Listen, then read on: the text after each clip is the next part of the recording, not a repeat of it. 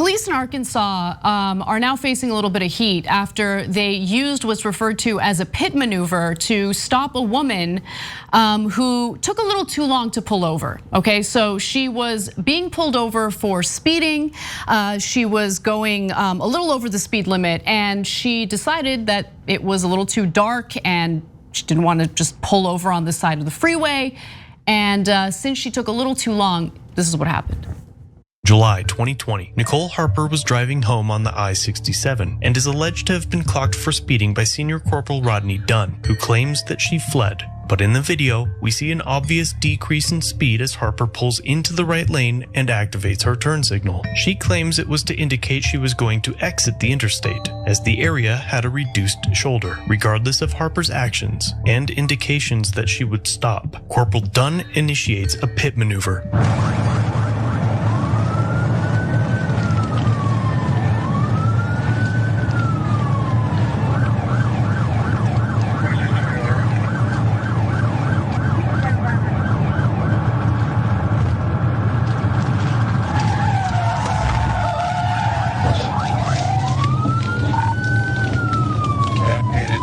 Sidewall.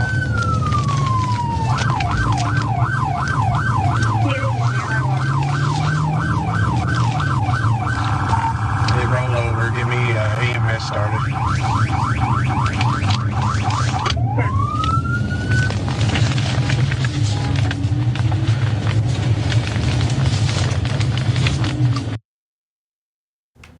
The woman in the car was, or is a 38-year-old woman, Nicole Harper, who is pregnant and now is suing the police department for what they did. Now, luckily, her baby was safe. She had a healthy delivery later. She, survived clearly, but she could have died. She could have lost the pregnancy as a result of what the cop did there. Under 2 minutes, he had tried to pull her over, and all it took was her failing to pull over in less than 2 minutes for him to do that maneuver, that pit maneuver. Yeah, so there's a couple problems here. Number one, let's just get this one out of the way. Cops said that she was dangerous, blah, blah, blah. We see the video. How many times are you gonna see cops lying through their teeth before you begin to think, maybe it's not a few bad apples? And so I'm not in the camp that I think, and there is this camp that thinks people who are go to become police officers are inclined to be more authoritarian and abuse their power, etc. I think it's in the training and the culture, right?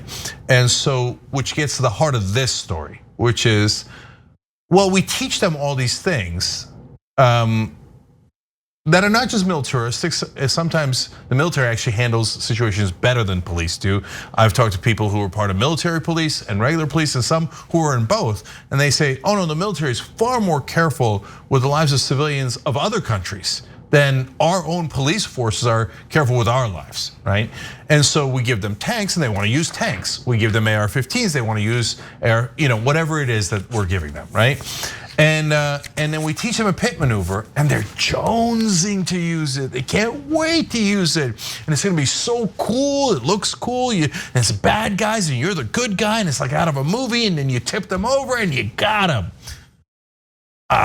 Who's gonna bother figuring out if it's a bad guy?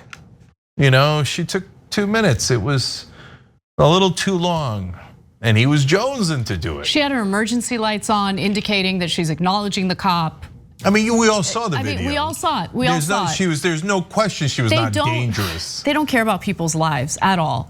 And by the way, like, race isn't even an issue in this story. She's a white woman, right? But it doesn't matter. It doesn't even matter. When you tell local police departments that they're infallible, that they could do no wrong, that there are no consequences for their actions, yeah, they're gonna go ahead and abuse people with no worries of consequences. In fact, in this case, the police, of course, are protecting their own, even though we all just saw what happened. In fact, here's what they say. This is the statement from Colonel Bill Bryan, who is, responding to calls to do something about this. He says there's a fundamental state law none of us should never forget. All drivers are required under Arkansas law to safely pull off the roadway and stop when a police officer activates the patrol vehicle emergency lights and siren.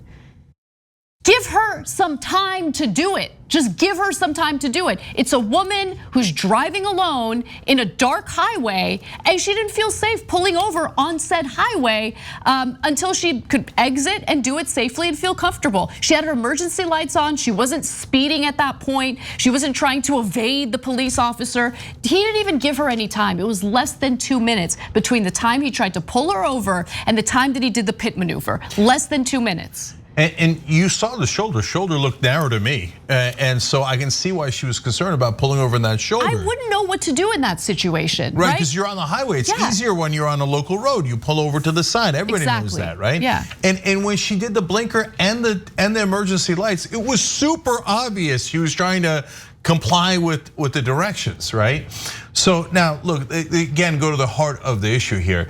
When all you have is a hammer, everything looks like nails. And so race compounds the problem, and by the way, class compounds the problem. But the heart of the problem is the police culture, which I'm gonna get into one more in a second, right? But then if you're poor, since you have less power, they're more likely to do it to you. If you're black or minority, that they're more likely to do it to you, and we've seen it over and over again. But if you're white, you're not immune from it, and if you're middle class, you're not immune from it.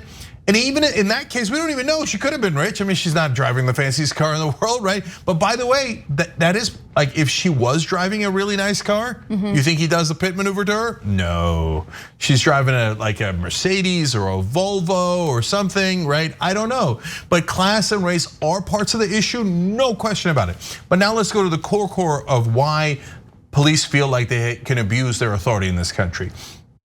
So, number one, they're taught take no chances, okay? You know the old saying, better to be judged by 12 than carried out by 6. So you're never, ever gonna take a chance. Just shoot him dead, who cares? We'll sort it out later, okay? Now that's usually the situation. Here seems to be doing it for joy, right? Right. Because it was absolutely no danger. The second layer of it is thin blue line. It doesn't matter, you can do anything you want, you could be the over the top criminal as a cop, but all cops protect everyone in their own gang. But wait a minute, I thought you guys were law enforcement. So why are you protecting this guy? You have eyes. If you're a fellow police officer, if some of you are cops out there, you know what he did was wrong. So why is every cop there protecting him? Thin blue line.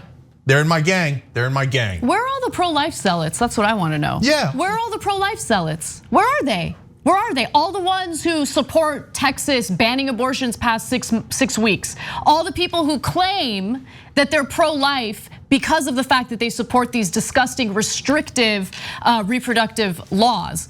Where are you? Where are you? I mean, she could have lost the baby. I mean, I know you don't actually care about the woman herself. You just see her as a vessel for delivering the baby, which you'll then neglect after it's born. But what happened? I thought you guys cared about fetuses so much. And pro-life people, I mean, it could have been a boy.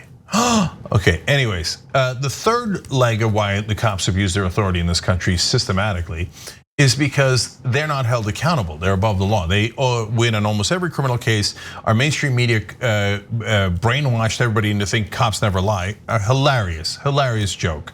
Okay, but yet a lot of people in juries still believe that, especially old school folks, right?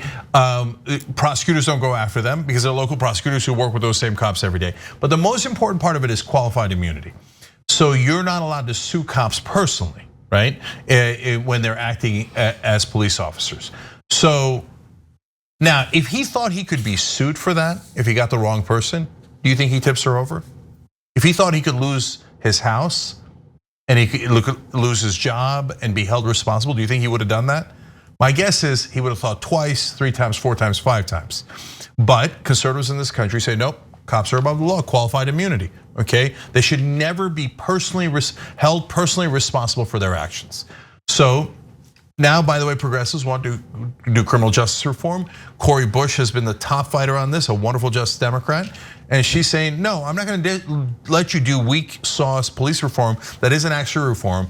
I want qualified immunity gone, right? And a lot of great just Democrats, progressives are fighting to get rid of qualified immunity. Because if he thought he could be sued for that, you know, I know, even if you're a cop, you all know that he would not have done that move. In fact, especially if you're a cop, you know that. Because right now you're going, I don't want qualified immunity taken away, then I would be held responsible.